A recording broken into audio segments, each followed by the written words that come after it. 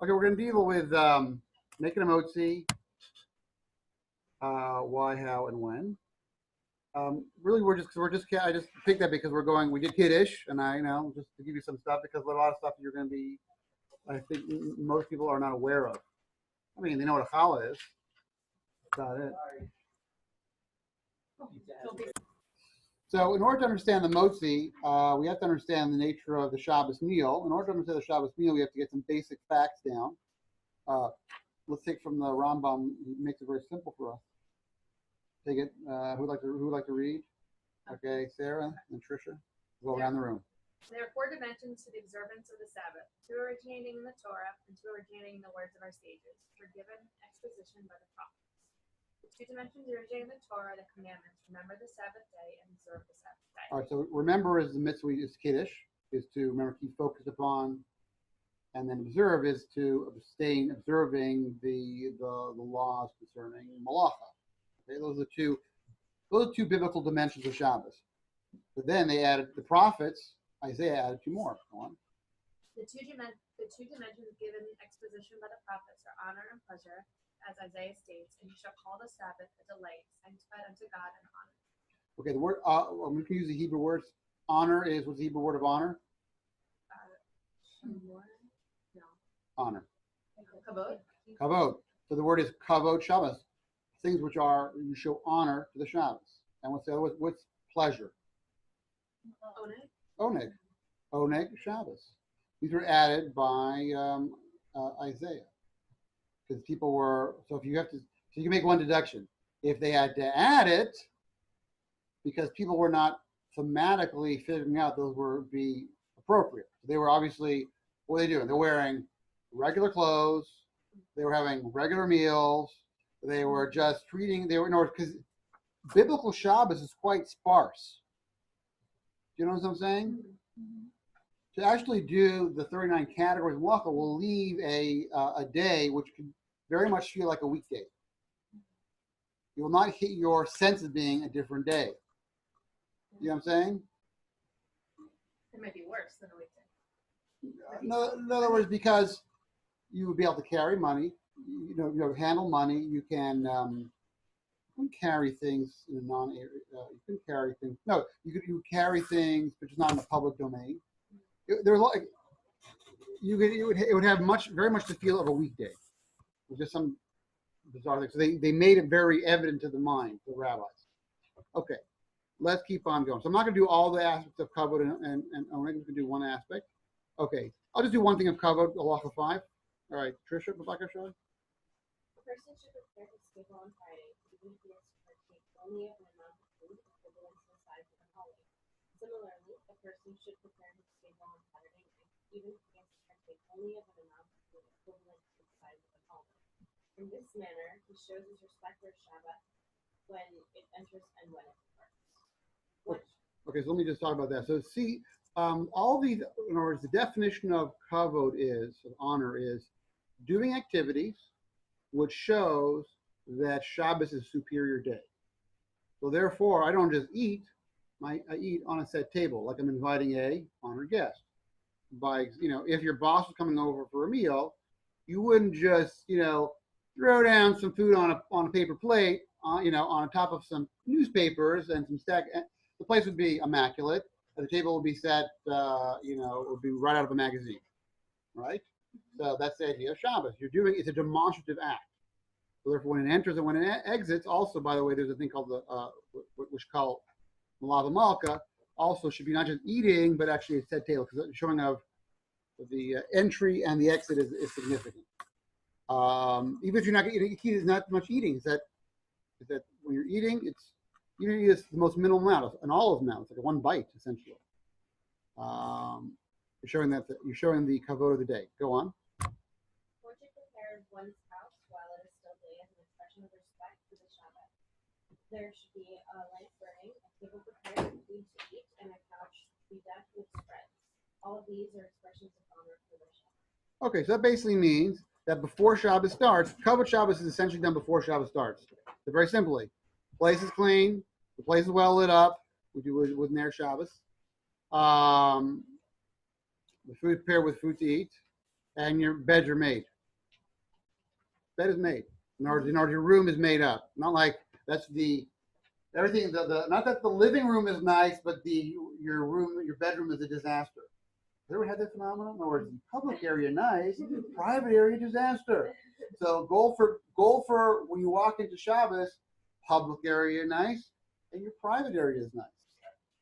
Okay, that takes real planning.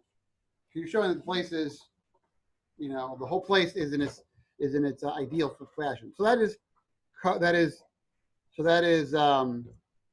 the table being set nicely. So part of the challah, and that's why the custom is to have a nice challah cover. And we're getting into some of these details here. Everything is nice, elegant, like a Martha Stewart experience shows the superiority of the day. Let's keep on rock and rolling here. Lacha 7, I'm skipping. Let's go to Ali and go around. What is meant by Sabbath delight? This refers to our sage's statement that a person must prepare a particularly sumptuous dish and a pleasantly flavored beverage for the Sabbath. All of this must be done within the context of a person's financial status. Stop right there. So basically, it's very important. Ideally, the Shabbos meal should be the best, the highest caliber food that you have all week. Now, there is a subjective element, whatever you like, obviously. In other words, if you're a vegetarian, obviously not to have steak, or vice versa. If you're a meatitarian, to have a tofu extravaganza, whatever that would be. All right. So yeah, that's the key. That's the key thing, and that's because it's something that you personally enjoy.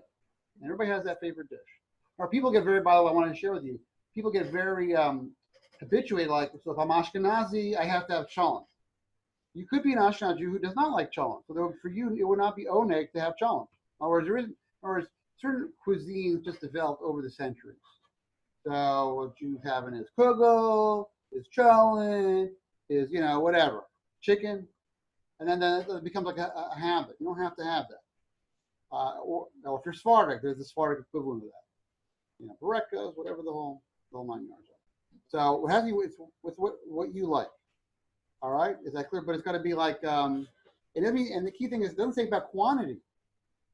This is a very important thing. You're supposed to have high quality food, not high quantity food. Now, it's obviously very hard if you've got the high quality food out there, not to have a high quantity of that high quality food. So you're not supposed to gorge yourself. Okay, keep on going.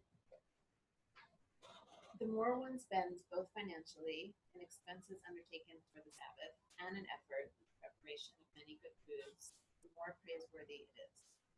If, however, this is not within one's financial capacity, even if one merely stews food or the like in honor of the Sabbath, this is considered to be Sabbath delight. Right. So what's the key element? In other words, you're not supposed to impoverish yourself to have hot cuisine on Shabbos. You know what I mean? You don't become a poor person to do that. And even so, therefore, even if you have just basic food, and you're doing it for the honor of Shabbos, that's your oneg Shabbos. That's as much oneg Shabbos you can afford. Okay? Go, Nancy says the more. Go on. Next. One is not obligated to strain oneself or to borrow from others in order to prepare more food for the Sabbath. Sages of the former generation said, "Make your Sabbath as weekdays, but do not depend on others." Right. So if a person is in a financially bad situation, halachically, they can have very basic food, a bowl of Cheerios, and that's your Shabbos. I mean, it's a sad Shabbos, and there are organizations but better to do that than to ask to borrow or to ask for tzedakah to do that. Okay. All right. Just hopefully that will not be a relevant halacha for anyone around this table. Okay. But you got to know what's going on. All right, here we get to the thing. All right, Marissa. A person is obligated to eat 3 meals on the Sabbath, one in the evening, one in the morning, and one in the afternoon. One should be extremely careful regarding those 3 meals, not to eat any less.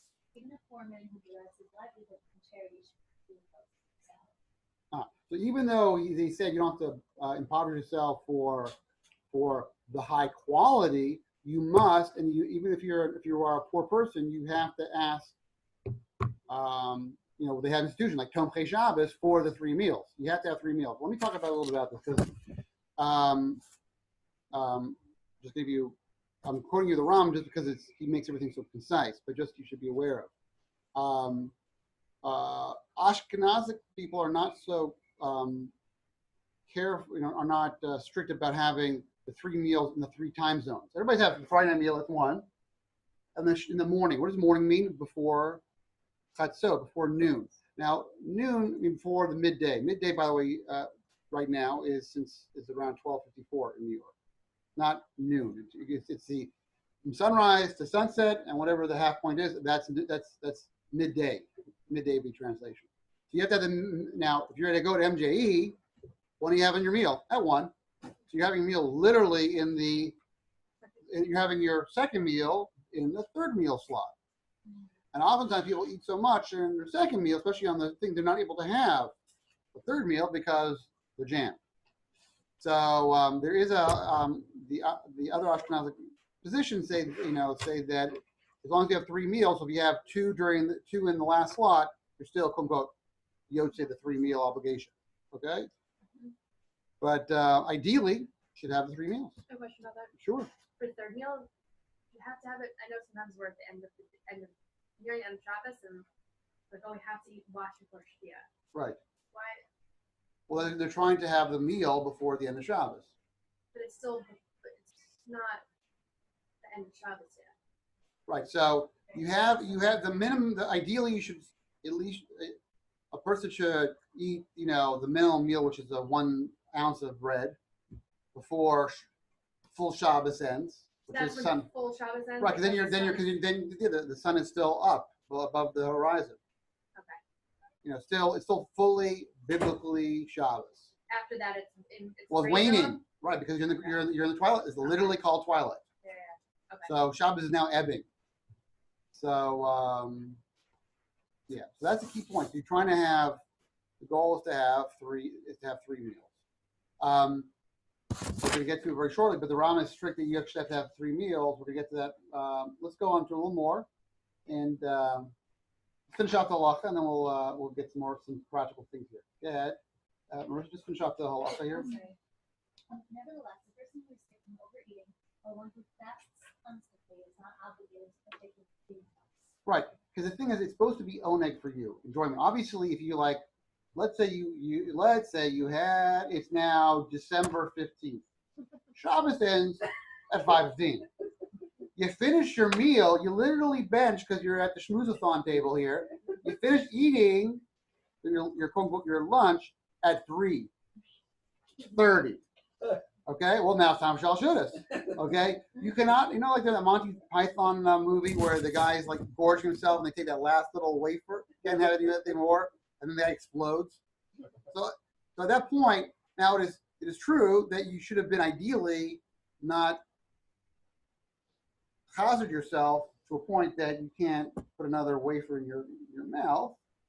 But now that is the case, there's no mitzvah of Shalshudas anymore because it's not an enjoyment for you. It's disgusting. Okay, so that's what I like to do. Is what I like to do in the winter months. I go to an early minyan. I'll have like a bagel breakfast. A little lechem mishnah on my little bagels over there. Lox. For white. That kind of vibe.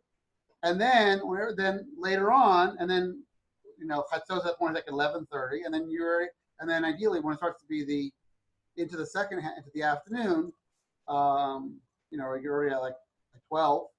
You have your lunch. It's your Shalshudas. You're done. Oh, that's good. Yeah. Oh, really? Yeah. What do you do if you go to MJ? You're screwed. Because you got your kiddos at 12. All right. So here's your deal. So these finer points of halacha are, what you can do is, and you can bring bread and then make the kiddush your meal. In order to make kiddush, Right. and you'll go in there and you'll wash and you'll have a covert meal. We don't want to do that because it's just we don't want to do that. But it's saying you could do that, and therefore you can have your meal, and then by the time you get to your host thing, it'll be a couple hours. You won't be like you had a very light second meal, and then your 3rd meal will be your main meal. But he's starting out with your lunch. Exactly. Then what do you do for Shalshudas? You're done. You don't have to have it. What if you get invited somewhere? You're allowed to walk in there, and you can have a glass of soda. You can have a cookie. I mean, you don't have to not eat. Chas v'sholom, like not that you don't have to not eat. You can eat. So what do you have to eat done for the day? Or you have like No enough? food. No, you have to have. It says 3 meals. 3 meals. Malach. Okay, we'll get to that. Okay. Now let's do the last little sentence there. All these three meals must be significant, at which wine is. Okay. So by the way, so hold on, let me explain. The Rambam is strict. The Rambam is strict on 2 things. For Shalosh Shudas, he requires 2 things. Lechem Mishnah, 2 loaves of bread, which we can get to momentarily. Not everybody requires that. The Shulchan Aruch says one should preferably do that. A and B is he maintains it should be 3 significant food experiences. So what's a measure of a fine dining experience? Wine. Not lame. Not only a little tuna and a bagel. That's not not so awesome. Okay, go on. One less break bread and 2 full loaves. The sentence will apply regarding the holiday. Read a little one more sentence, and we're gonna put it all together here. Eating the drinking wine on the Sabbath is a form of pleasure for a person, provided this is within his financial capacity. Okay, so that's it. So the Ram vision of Oneg Shabbos, of enjoying Shabbos, is that it's manifest through 3, let's call it gourmet meals, the qualities of a gourmet character, but gourmet to what you like, and therefore has to be a meal. Therefore, it's a bread-based meal. It's not a snack. That's why you have to have bread. Okay, and according to him, you have to have wine. Now, if you can't, that's if you enjoy it and you can afford it. If you can't, then not. Okay. The Shulchan Aruch, I'm going to mention the things where people differ is that not everybody requires, different from the Ram, that you have to have all 3 meals in the 3 time zones: Friday night, Shabbos morning, Shabbos afternoon. Okay. He maintains that each zone of Shabbos should have its respective oneg meal experience. Also, they differ about having, by the 3rd meal, do you have to have bread? You have to have lechem mishnah. Do you have to have bread, or could you have just cake? Do you have a more of a snack? Okay, that's so the answer is that ideally you should try for bread. Now the question is, why the 2 loaves of bread? Because in order to be a significant meal, you have it on bread. Why the 2 loaves of bread? Double portion. Double portion of what? Bread. From where? What's the source? Where? The man. Yeah. Excellent. Look at We that. talked about it, sir. Okay, well, all right. So you're allowed to learn things outside our 1 hour a week. In fact, I'm hopeful that you are, in fact, learning other things beyond our 1 hour a week. Okay, so Larry is on the money here. We have time. I'm gonna get to that in a moment. I'm gonna take care of some of the halachic details quickly, and then we're gonna take out some Kumashim want to show that specific piece inside, which has some important information. Okay, so we're going to put the Y2 loaves on the thing, which is correct because of the mon. We'll get specifically. All right, so they had, what's up? Okay, that was then. This is now. Who cares? A couple facts here, just so you know. Kiddush b'makam suda. I mentioned that before. I'm just going to reiterate that. Who can tell me what that is? Like where you're eating the meal. So Kiddush can only exist if it's at the place of a meal. Now, ideally, that means you have your Kiddush and you have your bread. You do Friday night, but you can also do a Kiddush at a minimalistic meal, which could be either a glass of wine or a piece of cake. So therefore, for example, the caveat, let's say you're at MGE and you hear Kiddush, you must have either a glass of, like 3-4 ounces of wine or a piece of cake, an ounce of cake. Can you say to yourself, or the cake? Yeah. The wine or the cake. Wine or the cake, because if you don't, So if you drink the then your whole shot, Kiddush, you then your Kiddush was not a meal, so then you can't eat. Well, we make Kiddush anyway. Again, but part of the thing is that the way that the halakhically structured is that you can only eat after you make Kiddush. Kiddush can only exist if it's in the place of a Suda. So if I heard the Kiddush or I have a little sip, and I don't, within the reasonable amount of time, have some meal food, I can't eat anymore. Can you say to yourself during the Kiddush, like, I'm not doing Kiddush? Yeah, but then you can't. Yeah, then you can't eat anything. Then you can't even have a glass of water. They said they wanted to introduce the meal with kiddush. You can't have water when you wake up in the morning before you Yeah, go. no, before. Kiddush only begins after you've davened. Okay, so you could have before davening, you could have stuff. Okay. So that's all things. So if you're at a kiddush anywhere in the world, you got to have some cake. You know, it doesn't have to, an ounce of cake. It's not. We're not talking about a big monster wedge, You say so. right? Right. Just now. All right. If you kind of just need to get the meal, which most people do. Exactly. Correct. So I just want to bring that to your attention. A. Two is that the bread, when we talk about 2 loaves of bread, they have to be whole. 2 holes of bread. Generally, always has a problem. You know what I mean? Somebody was eating, and now you're down to, you know, got a one thing, and then a half a loaf. What about I actually need to do like the whole loaf and then like the whole? Yeah. No, as long as the roll, the bread, is at least a kazayit, which is a 1 ounce, which is basically a shot. You know, one would be a displaced an ounce, an olive, a larger, medium-sized olive. So As basically, long as it's bigger than all. right, but displacement. So let's say to be on. Volume of So no, knowledge. but be talking about a roll. Be talking about a roll, which is an ounce. It's not. That's very little. Very. Yeah, you know, right. At least a garlic knot. Right, garlic knob, good. That's for sure. You could have your lechem mish on 2 garlic knots. You mentioned bagel. A They bagel big- is okay for the Sure. because it's complete. If meaning it was created that way, then it's complete. Yeah, people have this. You know, people think of Well, Shabbos it's is already the real. ceremonial challah. We now call Uncle Harry to make the motzi on the challah, right? I'll let you one for Okay, mine. that is okay. Whatever. It's nice to have a challah. You don't have to have challah. If you don't like challah, you could have a pita. You could have French bread. You could have, you know, Tuscan whatever.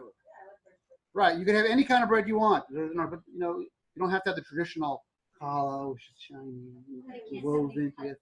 It has to be a whole. You can have a cut as long as it's still a whole thing. It can't be missing. I just thought the whole of the bagel makes it. I know that that's just the way it's designed, so it's okay. No problem. Okay. Okay, is that clear about that? Just it could be a pita, but it has to be a whole entity. So therefore, you know, people often have like a you know, you can use a matzah. Oh yeah. Well, you know, that's you know, it's not the bread you really want, but you can have it. You should take it out of the plastic bag. You can like keep it in the plastic bag. What are the things you also have someone in charge of bringing the challah and they don't show up? Okay. What are some Well, so your backups are you Yeah. could so your you emergency 911 Shabbat? Did Right, you see so- the wine? no, you make the kiddush and then you have. I mean, then you have to have. Then look, what you could do is you'll use 2 slices of bread. That's all you can do. It's not great. You do in order to do the best you can. You have to. Your meal must be on bread. You still have to make a motzi. You have to make a motzi. What if you don't? I guess. Maybe you want to- Well, if you don't have bread, there's nothing. It's now Shabbos thing. There ain't nothing you can do about that now. Not bread, you use matzah. Matzah, pita, and then you're down to a whole, and then you're down to sliced bread. You know, you do what you could do. No, No. leavened bread. Yeah, real bread. Question? I'm just curious in general, like what's the deal with bread? Why is bread? What's the deal? Oh, why is it like so important in general? Not like Excellent question. So, bread, at least in our Western culture, is a foundation of all meals. It makes this is a measure of a significant meal. You know what I mean? So therefore, if you can have a significant, these are not just casual eatings. You're having a significant suuda, a meal. So therefore, the foundation of a meal is bread. So that tells you why you have to have at least bread, not why you have to have 2 loaves, which I didn't answer, you know, which is because of the man experience. We'll get into more detail. But so that's the. But I'll just talk about it. Is that clear? Yeah. I mean, you see that to be the case. You go into a fancy restaurant. What is the first thing they're going to do there? They'll bring you bread made on premises, warm, right, and some very fattening spread.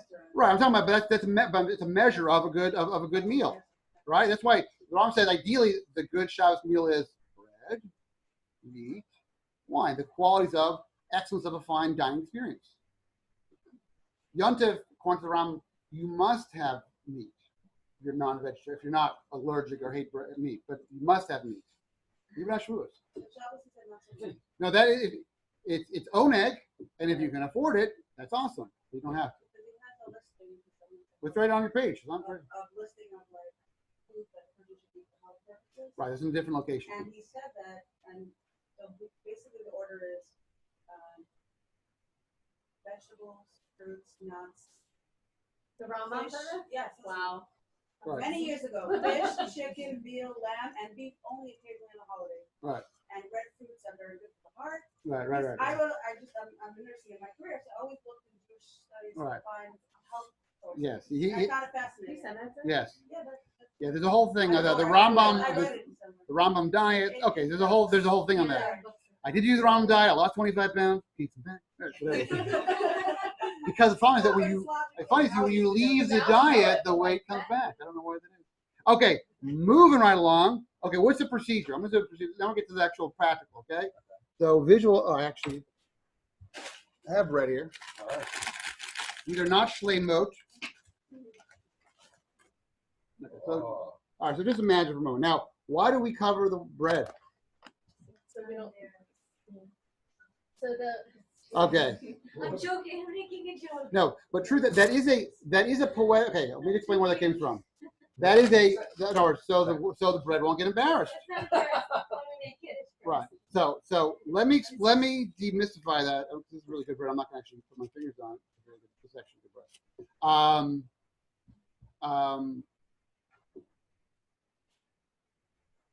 What you're quoting actually is from the Tosfos, which is it says that the bread will not get embarrassed. That's a poetic way of expressing a halachic idea.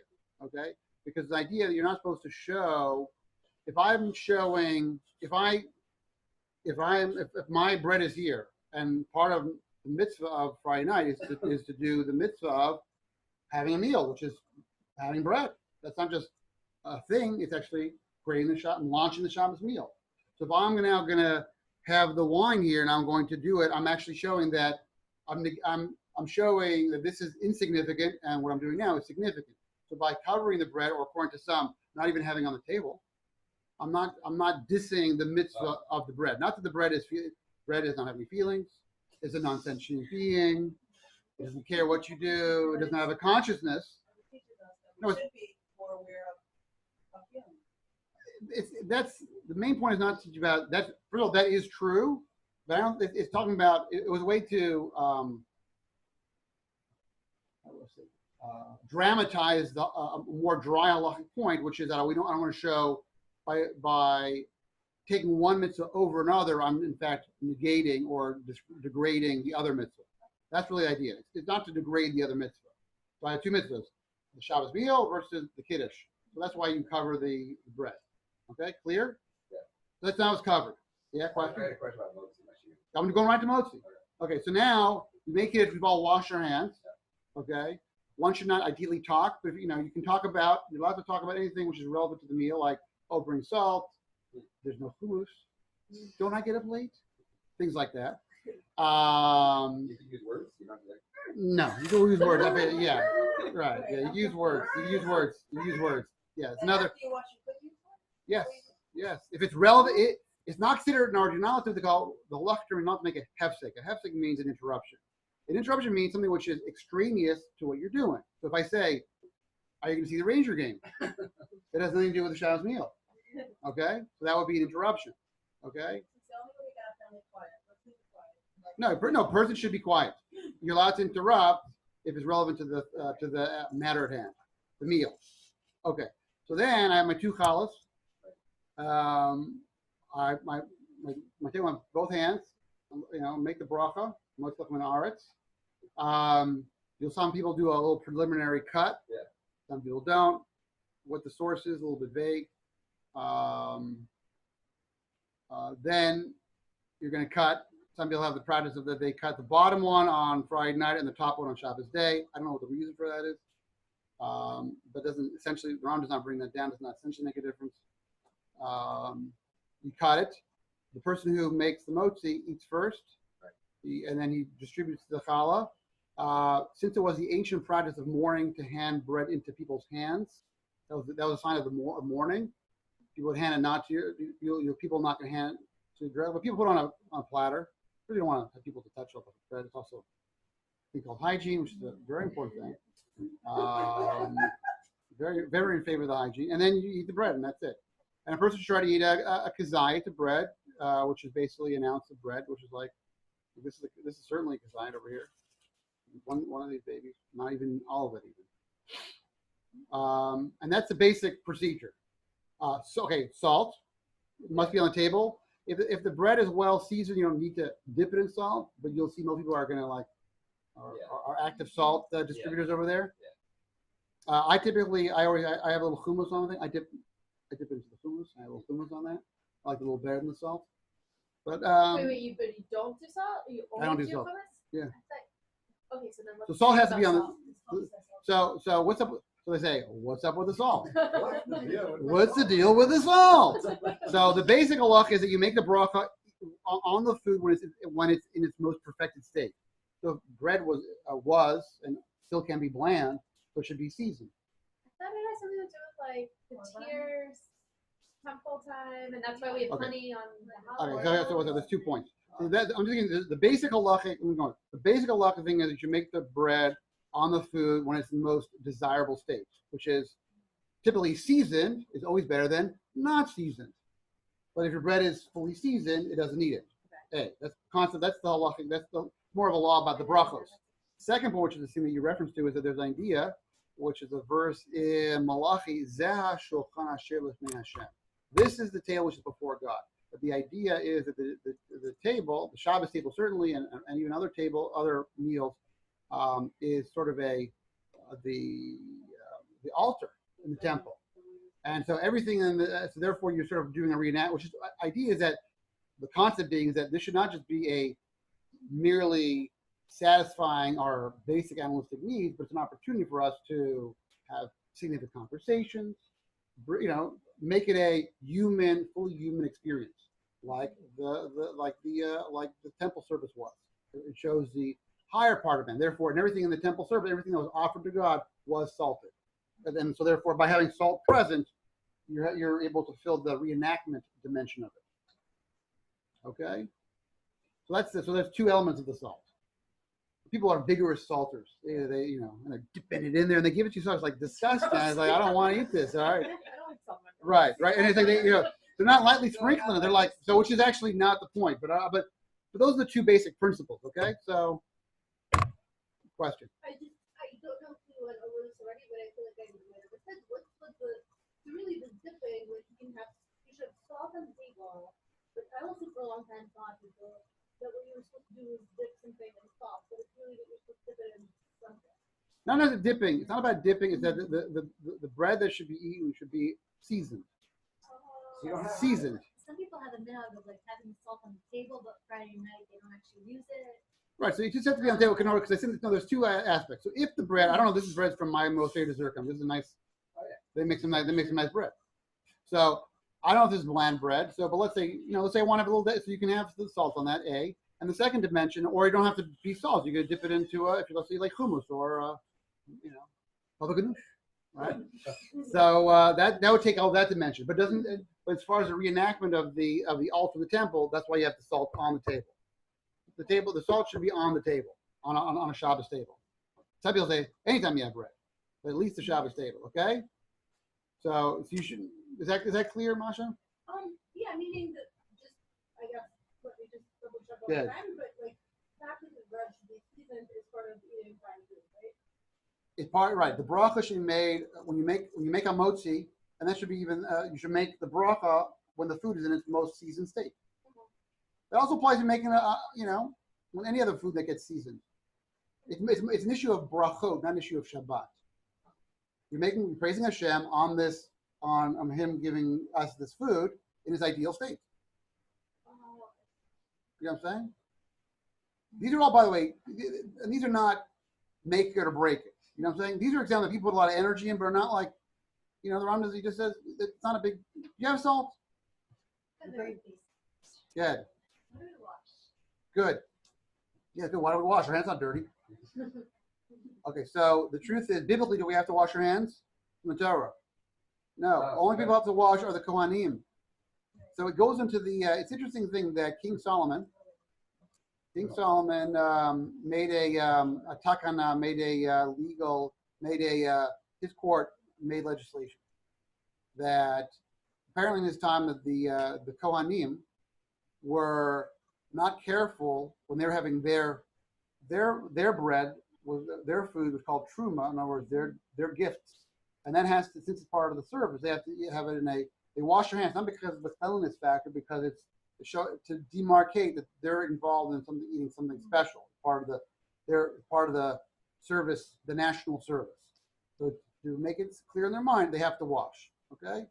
So what happened was they were not doing that. Made a very simple rule. At any time that any even non-Kohanim are eating bread, we're all making that. They made a takana. They made an institution, and they had a lot of teeth to that. They said they formed it very interestingly. You cannot eat the bread unless you wash. The bread is prohibited to do it. Unless you're wearing gloves. Wear gloves. You can't do it like this. You can't do this. You can't be like, I'm not touching it. No, you have to wash. No, so really we're really doing it because so therefore when the so even though there's no temple service, so when the temple was rebuilt, this is a rabbinic piece of legislation to help the national service. King Solomon. It's very old. Yeah. So that's where that whole washing for bread. Right. In other words, if you were a non-Kohen eating regular food, you would not have to wash ever in your whole life. Except in the morning. No, I'm saying for bread. Okay? The benching is there. Yeah, that is the after blessing is that's everybody, that's it. A biblical obligation. Question? All right, so we got the procedure down there? Fine. I just want to I got a nice 9 minutes. All right. Let's do this very simply. I'm just gonna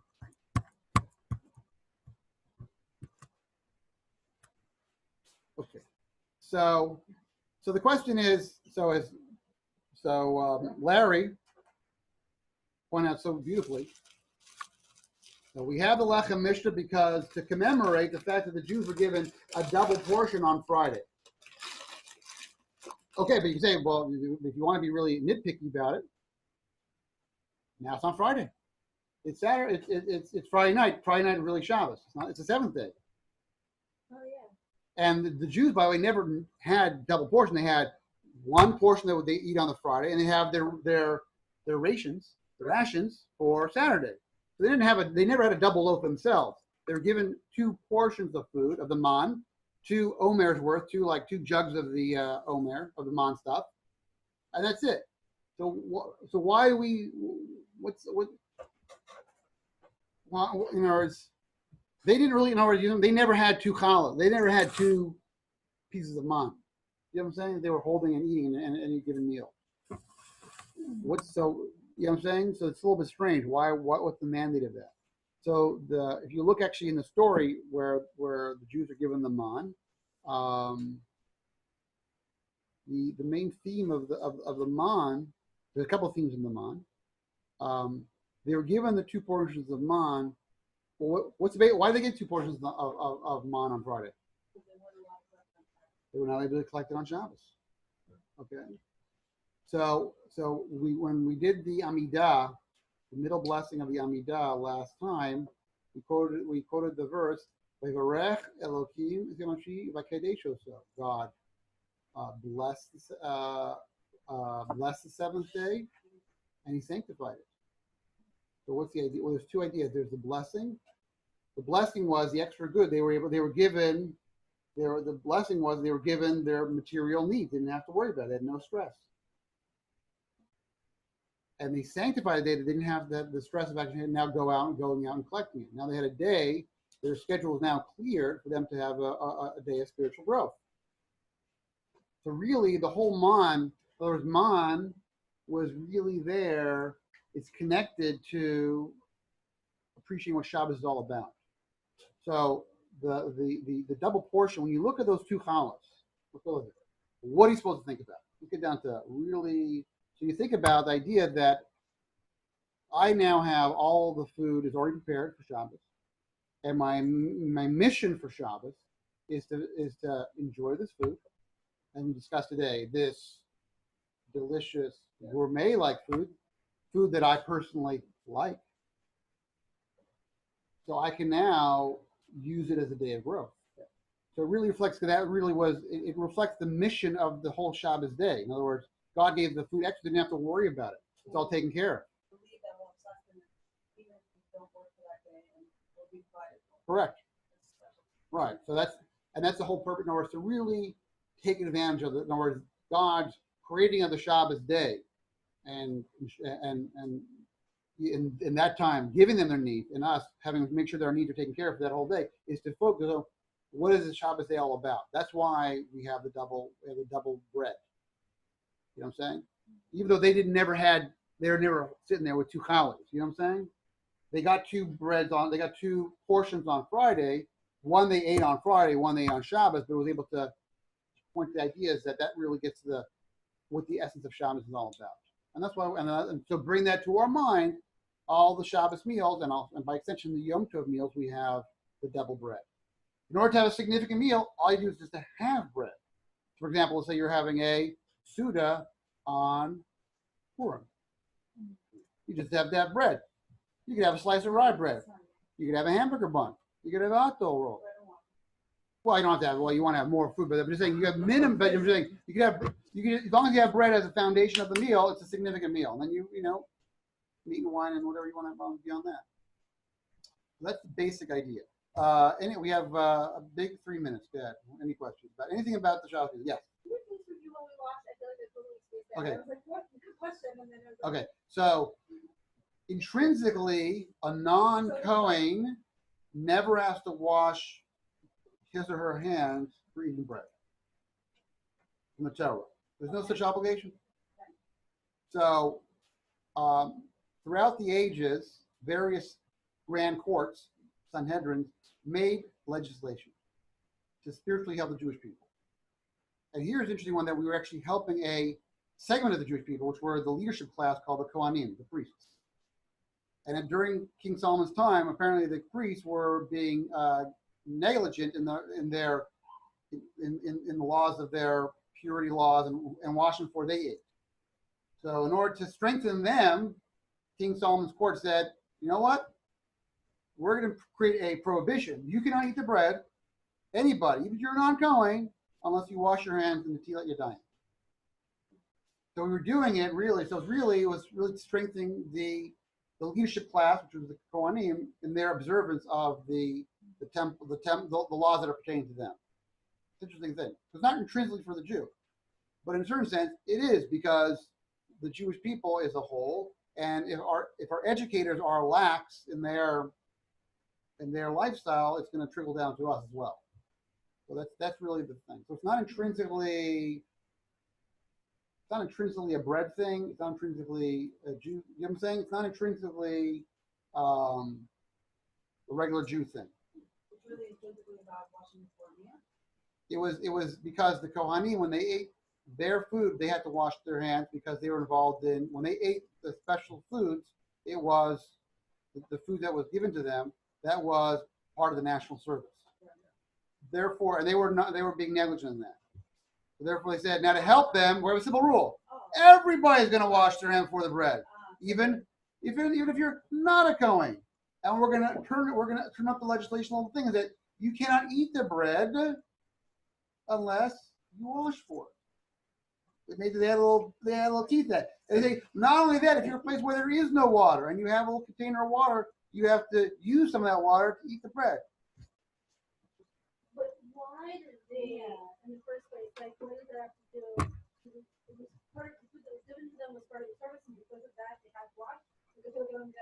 No, in other words, anytime they did any part of the national service, they have to wash their hands. Sometimes they have to go to the mikveh, and they certainly have to wash. They have the thing outside the thing. They have the kior. I don't know if you part of your study of the Mishkan. They had the brass, the copper. So the copper late, what they call laver, and they wash their hands and they wash their hands and their feet together.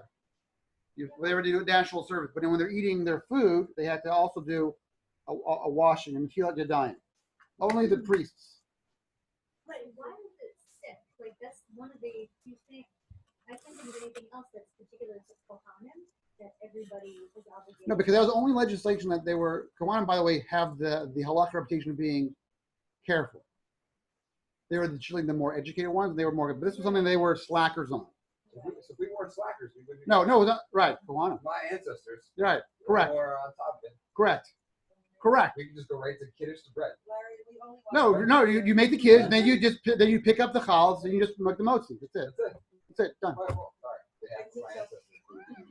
Right. There is no other legislation that I'm aware of that they created because of real.